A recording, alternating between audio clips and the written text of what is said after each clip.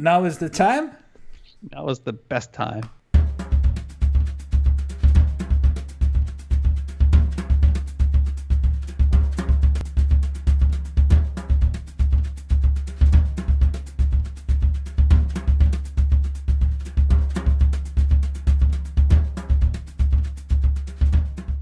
So the topic was top 5 things that we are in that are in other places but should be in Walt Disney World.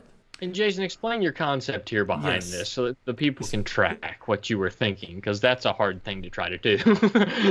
Please. Here's the situation. You have Walt Disney World. You're familiar with Walt Disney World. You're familiar with all the things that are in Walt Disney World. Now, you will step outside of Walt Disney World. That's the rest of the world. Mm-hmm. That's the rest. That's like non-Walt Disney World. That might be Disneyland. It could be like the Navy Pier in Chicago. It could be Buckingham Palace. It could you name anywhere in the world. You just have to bring stuff back to Walt Disney World that you think should be in Walt Disney World. Yeah, so my number 5, I'm going to go ahead and take you to a place that some of our viewers may have been to. I'm going to bring a little piece of it back to Walt Disney World. And we're going up northeast of Florida, and we're going over to South Carolina. And it's going to be Hilton Head Island and Disney's Hilton Head Island Resort. And I say that because it would fit really well at Walt Disney World because of the layout of the land. If you've not been, the Hilton Head Island Resort actually isn't on the beach in Hilton Head. It's actually inland on a waterway. And actually, the land lays very similar to like Bay Lake, essentially, or that area of Bay Lake between, say, Wilderness Lodge, like that area, where it gets kind of wooded. It kind of sits in a similar area. Obviously, it's not going to be as wooded in Hilton Head Island, but it's kind of a little alcove out by itself. It's in an area called Shelter Cove, and they've built it basically on an island. And it's an island on an island, ironically. And it's very secluded. It's out by itself. You have to cross a bridge to get to it. You have to get in literally have to be in a car, drive across the bridge, park on the parking lot, and then walk in that way. You cannot walk up to it as just a normal guest. You can't like walk up the sidewalk and walk in. But I've always thought that it would fit really well at Walt Disney World. The theming's kind of old school South Carolina, for lack of a better word and better description. It's a very, very laid back atmosphere. The only thing I could compare it to is it kind of resembles the theming of Vero Beach, if anybody's been there, Disney's resort over there, but a little more old school even than that. And it's I should have brought a picture of it, but I didn't want to ruin what it was going to be. But it's got red roofing, it's only about 4 stories tall, and it's built out on an island. So if you Google it, you'll come up with a really neat image of it. But I think it could be adapted to Walt Disney World perfectly, and it would provide kind of a nice DVC resort that could be kind of a middle price range. And you could put it right on the heart of Bay Lake. And it would be a really, really neat view at night from some of the restaurants and things like that. It's a really good one. Yeah, that's good. That's why you're going to see that I took a totally different turn. Instead of thinking about something far away, I said, let's keep most of my options, not all of them, but most of my options are actually close to Disney, are in the Orlando and Central Florida area. For some reason, if we cannot bring that to Walt Disney World, bring it to the parks or to the Walt Disney area, no problem. You can go and visit now. My first one is, my number 5, is something that is free, and you can go every... I like free. Whole Foods? open to the public. Every Saturday morning you can do that. Oh. And the idea is to have farmers and market, or like a craft market, bringing that to the Disney Springs. And which are the things that would inspire me are basically 2 farmers markets that I love. The one in Winter Garden, which is lovely. I really love it, and I like to visit pretty often there. And also there is another one The same time, the same day is the one in Winter Park. When Jason said, you have to bring that to the parks. So yes. Why don't we bring that a farmers market like that to Disney Springs? Jason, now it's your turn.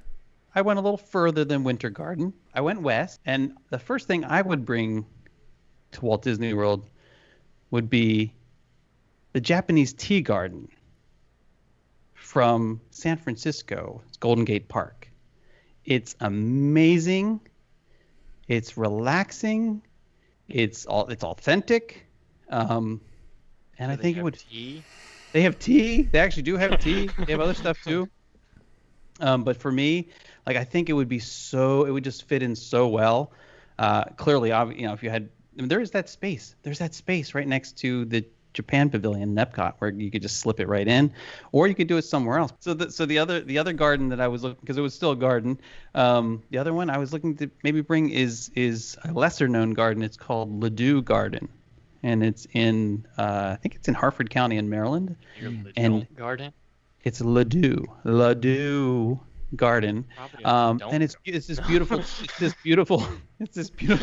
topiary garden, and they also it's beautiful topiary garden, and then they have live events there, so like music events, and people can have weddings. There's like a little manor house there too. It's really just a nice little special space, and I feel like Disney needs more of that kind of thing. Collin, buddy, you're fourth. This is the only attraction that I put on my list. Well, I think. I don't know if another one will count. But so I'm actually going out to Disneyland. I'm going to California Adventure, and we're going to borrow an attraction from out there that many of you may not expect. And it's the Monsters Incorporated attraction. What? I've always thought that needed to show up at Hollywood Studios because it fits really well over there. They used to have the Monsters Incorporated meet and greet. And I really enjoyed it. It was one of the things I was actually really looking forward to when we went to California Adventure. And there's hardly ever a wait. And it's not like it's super popular, but it's fun. I will go to my fourth one. I don't know if you guys know, but there's a not a tradition, but in Brazil we really like F1 and Formula 1 and racing, car racing. So there is a kind of a love for auto racing in Brazil. And I really love karts, and I love indoor karts. And there is a place in Orlando that surprised me when it comes to indoor parks. And it's actually the indoor karting that you have with Andretti and Andretti indoor kart racing. Look, guys, take a look. I have heard this is very fun. To the different tracks and how they go in different levels. It is mind-blowing. It is mind-blowing. I really. How have we not done this yet? Yes, that's the point. And I was the one. I wanted to bring that to you because we should do it. I will go there tomorrow to do that with you guys there. I hope it's already open. But I love that. Show up with 3 GoPros and record that. Yes, and the whole complex there is pretty amazing. You have the big area for the indoor karts, but you also have bowling alley. You have also a lot of games. I went there with Pedro, with my son, and I was the most excited one there. I was running. I was like, but the indoor karts is the part that I would love to bring. And many of the things that I will mention today are going to be bringing to the Disney Springs area. Oh, I'm ready for my number 4. I think it would be fun to bring in a Great Wolf Lodge to Walt Disney World. That's fun. Because they're amazing, number one. It's perfect. It's like indoor. It's a water park, right, which is great. Mm-hmm. But it's more than a water park. It's indoor, so you're protected from the weather. It's air conditioned, which is like it's Florida, people. It's like humid, but it's air conditioned. No, but seriously, to have a water park that's inside, and I mean, that'd be pretty amazing, right? Also, there are these. Let me see if I can. The lobby's beautiful. It's kind of reminiscent of maybe Grand Californian or Wilderness Lodge-ish. It's very similar to a Wilderness Lodge feel, but not quite as upscale when you're in them. And which is impressive to say the least. The thing my kids really liked was this thing called Magic Quest, which I've heard of that. basically like if you took the sorcerers of the Magic Kingdom, is that right? It's like, what do you Something call it? like that, The yeah. card things, yeah. Yeah, I've never done it, to be honest. Yeah, I've never done it either. It's rumored that they have this thing like called Sorcerers of the Magic Kingdom. Anyway, if you took that and you like and you blended it with Harry Potter, you would end up with Pretty this, because you get to pick your wand, and then your wand, it does certain things. You can make things happen. We spent hours doing like. You still have your wand? I don't have a wand. But, I should have a wand. My kids, I think, I bet they do have their wand somewhere. I just feel like we need more experiences like that. We could use more experiences like that too in Walt Disney World. They don't require a park ticket either. Yeah, I mean it's like a plus thing, or maybe you could have certain activities that are bound to a certain type of ticket or whatever. But yeah. Anyway, Great Wolf Lodge. I like that. Collin, you're number 3.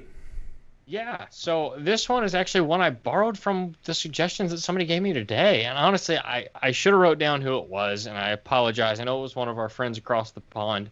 But they shared the idea of the Disneyland Paris dragon that lives below the castle. Oh, yep, it's true. It would be a fantastic I knew addition. you were going to take that one. I saw them say that. And was that Claire who said that? I believe so. It was Claire or Ben, maybe one or the other. One of those British troublemakers. But it's cool. I mean, could you imagine walking up behind the castle, like Cinderella's castle, and looking down into that, something like that? Like, it'd be awesome. It'd be hard to do, and it would be a logistics nightmare, but they it have would a basement. Be absolute blast. They do. It is a blast. To move some stuff out of the way. It is a Yeah, blast. Carlos, you're the only one who's seen it in person. It is amazing. It is amazing. And actually, I was afraid, because when I got that, I thought, oh, there will be a huge line. No, it was like walking in pretty easy. So, and I spent a long time there just watching the many movements that it does. And you have a way out that you go out throughout a store. It's like the Merlin store that you have inside the castle. Oh. That is really, really. That's a shocker. No, but it's in a nice way. It's one of the ways you can also exit from the side and you can have a specific way that you go through a store that it's like you open a back door and you are in a store that is pretty nice. Actually, the whole castle in Paris is pretty beautiful. It's Yeah, it is pretty. Yeah, I think it's just a missed opportunity at Walt Disney World. So much of things require a queue, or you got to wait through a line to do. I think some of the stuff that they could borrow from Shanghai or Disneyland Paris that are just experiential, or even Disneyland to just have little walk-through areas and things like that. It's lacking at Walt Disney World, especially at Magic Kingdom. So you have Tom Sawyer Island. That's probably That's the true. closest you have to like having the non. It's really the only thing. The non-queue thing. Yeah. Okay, it's my turn. Yeah. Now we're talking. Now we're gonna talk about food, and that's the thing. That's the thing that I was surprised, and we don't need to bring. We don't need to bring to Walt Disney World because it's like, I don't remember this. because it's close. It's really close. But what I'm talking about, a restaurant, and I'm talking about, and I hope that there are many of you that are listening to us now that say, yes, Carlos, I know that place. Burns Steakhouse in Tampa. And Burns Steakhouse is not only a steakhouse. Okay, let me just show first. I have the logo here. You said it like there's no crying in baseball. For many publications and many magazines, there are the lists of best steakhouses in U.S. And for instance, I took this one from the Daily Meal. Looks like a little mitten. They did the America's 50 best steakhouse, and Burns Steakhouse in Tampa is the number one. It is not a new thing. They are around since 1956. They have their own farm, and there's another thing about Burns that is amazing. Even that I'm not the wine lover, Well, this is the decor is a little bit different. There's a little bit dark. Cool. Actually, they have many different rooms, and I like that kind of stuff though, because it makes it more unique. But the whole experience, it is amazing because you go there. What's upstairs? You go. You have also many rooms upstairs, but you go there. You have your meal. First of all, they have to bring 2 guys to help you to hold the menu because it's heavy, big, and has a lot of stuff. And then you go there. Wheel it out in a wheelbarrow. Is this the Flintstones? Is this the Flintstones? What are you talking about? But picture this. So you have your meal. It is amazing. The service is fantastic. You have your steak, whatever you want there. It's amazing. Then they said, "Sir, when you're ready, do you want to do your tour?" I said, "Tour?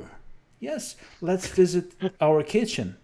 Do I get a Segway? And then you go with a guide. With a guide, you go to the kitchen, and they're gonna teach you everything they do to prepare their meals. And then they say, "Now, are you ready to go to the wine cellar?" Just one thing that I have to tell you guys is one of the biggest wine cellars, if not the biggest collection in the world. Okay, so after you visit, you do the tour in the wine. So it's already after your dinner. They're gonna take you to the kitchen and they're gonna take you to the wine cellar, and then they ask you, "Are you ready for dessert?"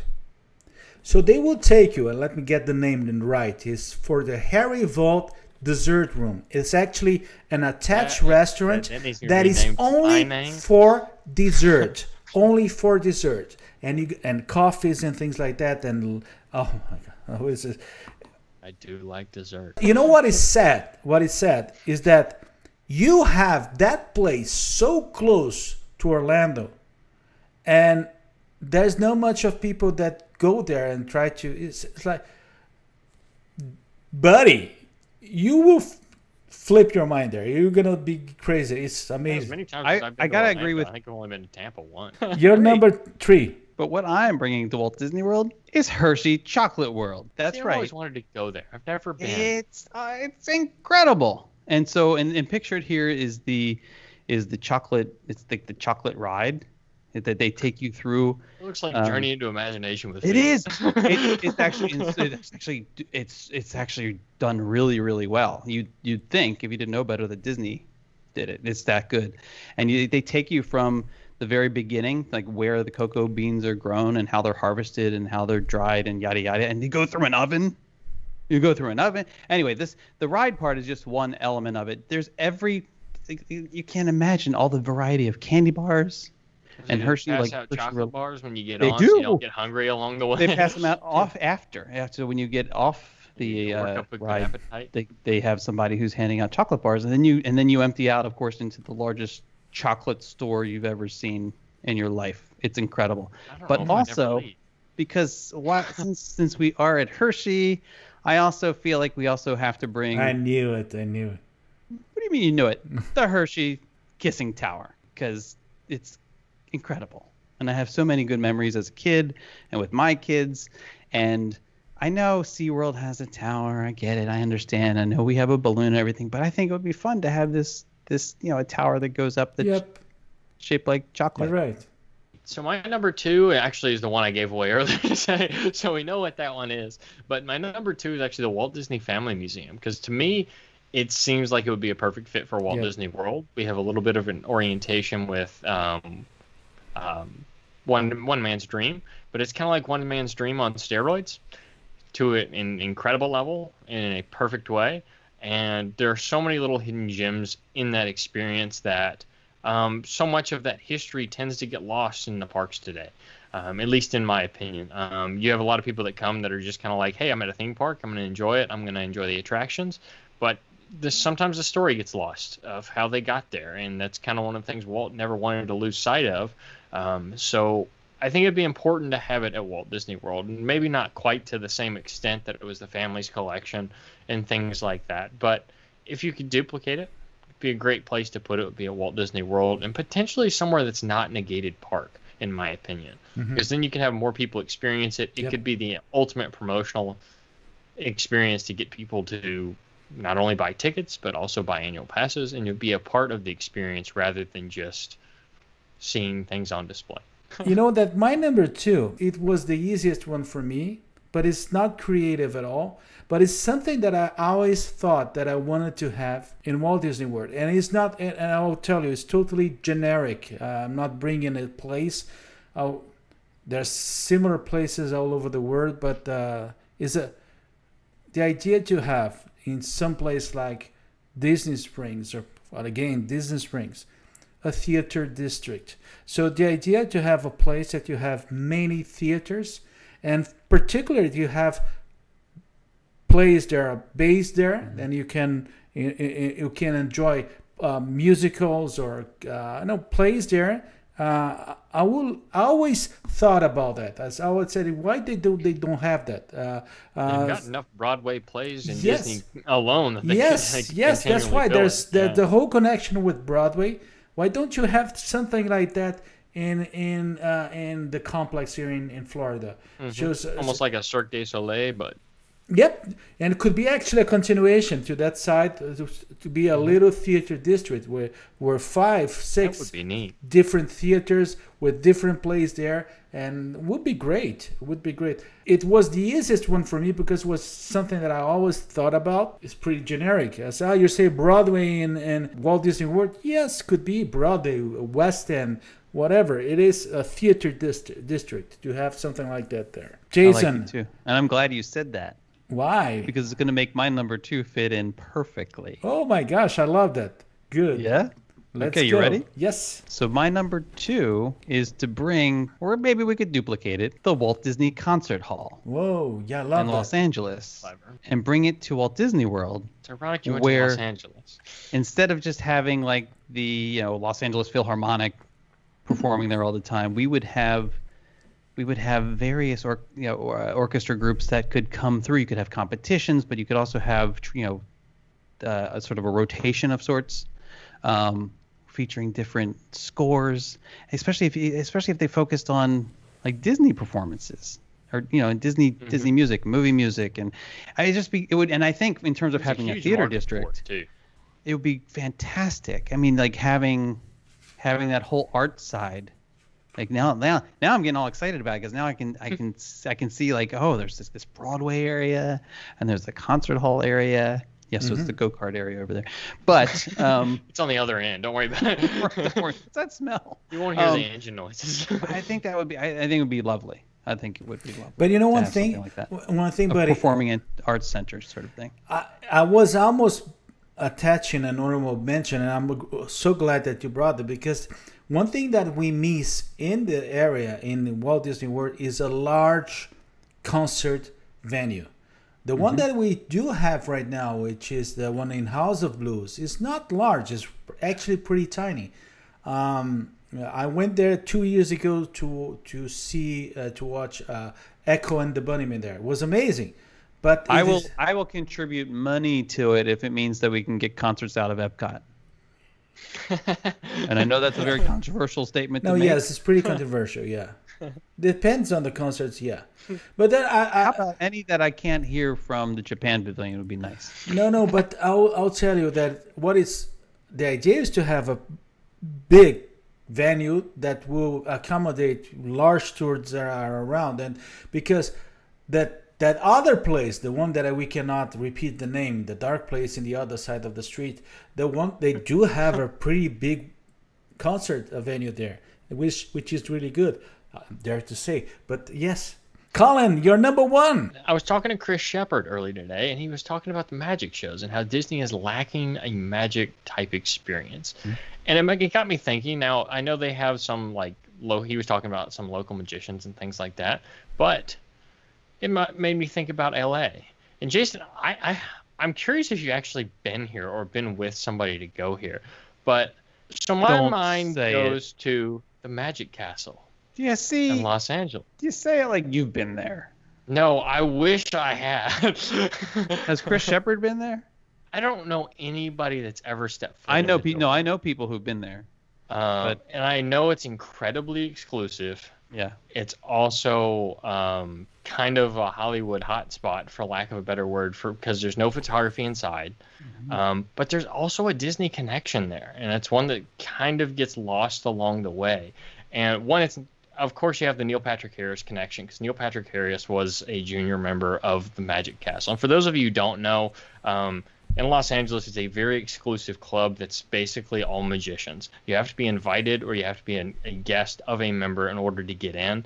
The likes of you've seen actors there, most likely, if you've been there, some Hollywood celebrities. I know Tim Allen tends to be a regular, and so many other people that are just has been there.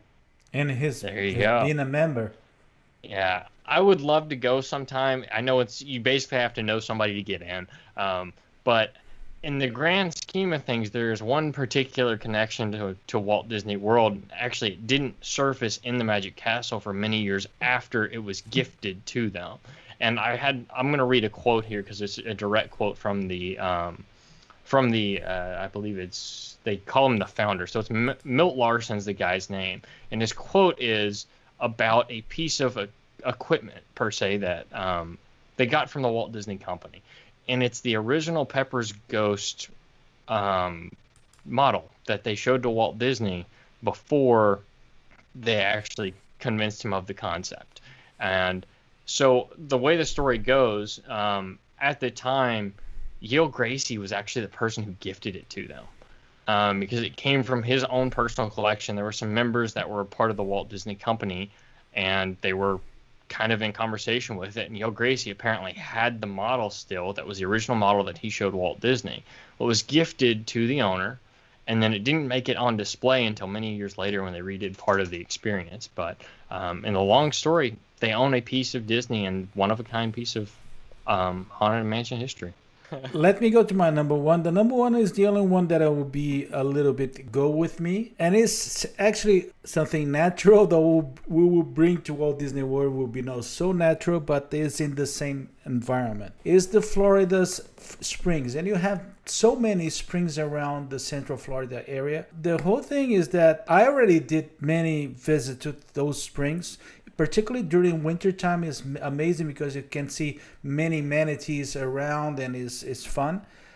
But the idea to bring to Walt Disney World is that can you imagine if they take an area like the Bay Lake area, okay, where they have the Bay Lake area, and they have something like a water park that is based on a Florida Spring. And you're gonna say, oh, well, but Disney Springs is already something like that. No, something that you can dive, something you can swim. You know, a lazy spring river that you have there. Okay, but then I will bring like Discovery Cove.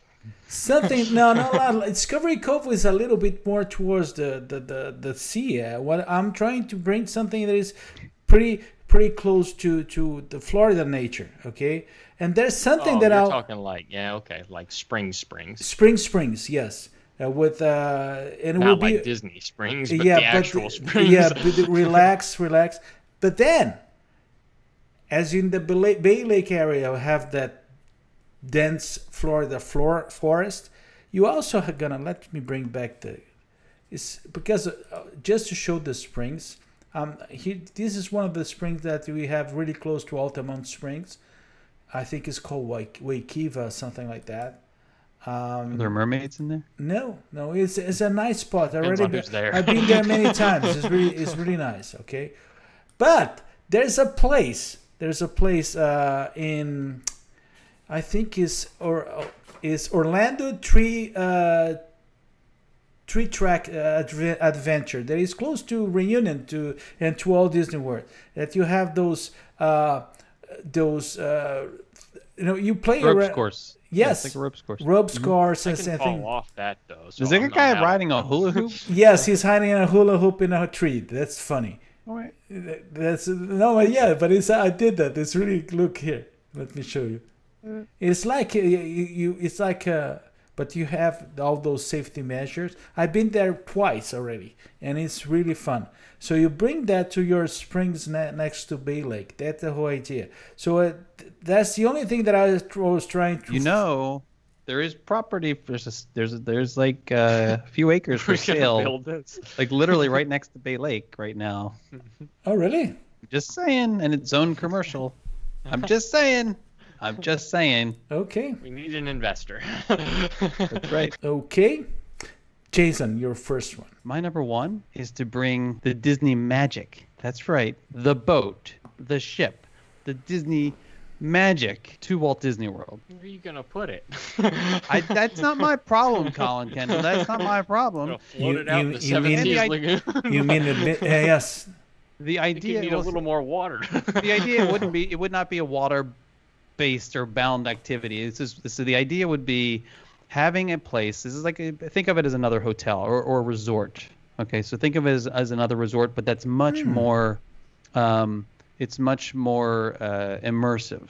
So yes, it's a floating hotel, right? So but here it is, the Disney magic. You also have activities, right? Like the aqueduct and the movies on the ship. Then you have the kids areas and the adult areas.